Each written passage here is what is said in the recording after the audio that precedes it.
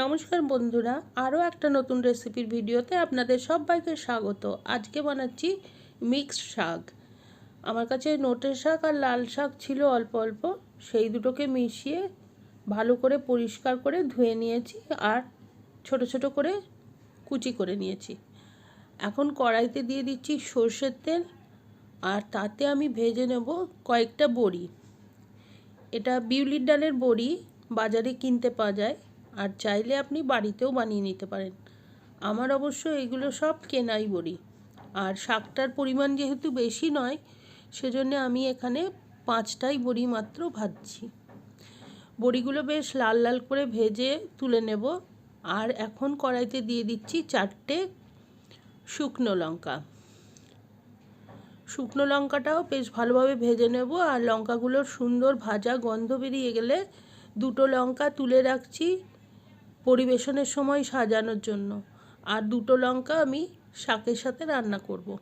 এখন 7-8 কোয়া বড় বড় কোয়া রসুনের মিহি করে কুচি করে নিয়েছি, আর একটু হালকা বাদামি করে ভেজে নেব।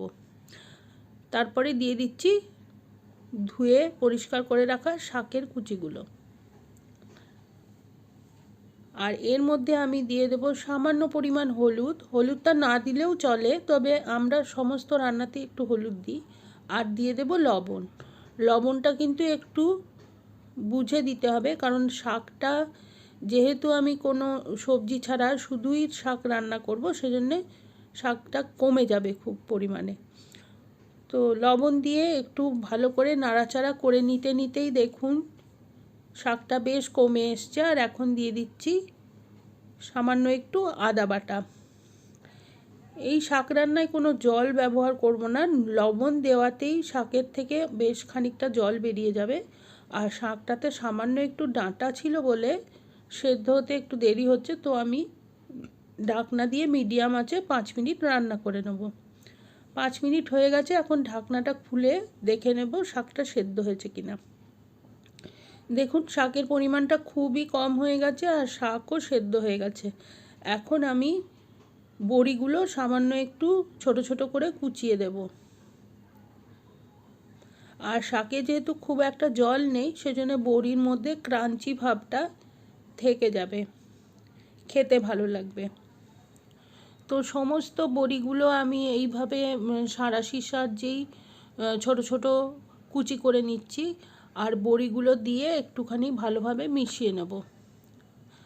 আর তারপরে দিয়ে দেবো একদম শেষে সামান্য একটু চিনি। চিনিটা সম্পূর্ণই অপশনাল, আপনারা চাইলে এটা নাও দিতে পারেন। চিনিটা দিয়ে একটু নেড়েচেড়ে গ্যাসটা অফ করে দিয়েছি। আর এখন আমি শাকটা নামিয়ে নেব। এই শাকটা খেতে বেশ ভালো হয়। প্রথম পাতে সাদা ভাতে একবার বানিয়ে অবশ্যই খেয়ে দেখবেন, আর কমেন্ট করে জানাবেন কেমন লাগলো। আর রেসিপিটা ভালো লাগলে প্লিজ লাইক, শেয়ার, সাবস্ক্রাইব করতে ভুলবেন না। আরও নতুন নতুন রেসিপি পাওয়ার জন্যে সাবস্ক্রাইব করে সঙ্গে থাকুন। নমস্কার।